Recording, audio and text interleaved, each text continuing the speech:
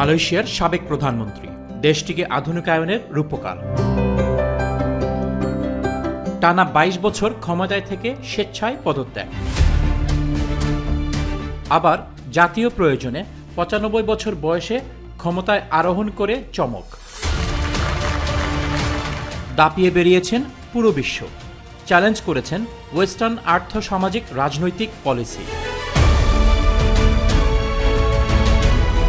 নিজ দেশে বিরোধী মতের রাজনীতিবিদদের দমনপীড়ন, জেলদণ্ড দিয়ে হয়েছেন সমালোচিত।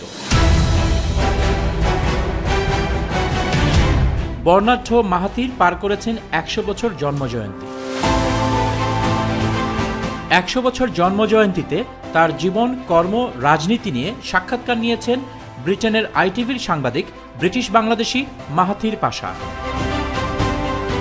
বিশেষ সাক্ষাৎকার মাহাথির, দি সেঞ্চুরি ইন্টারভিউ। দেখুন রবিবার ১৩ জুলাই সন্ধ্যা ৮টায়।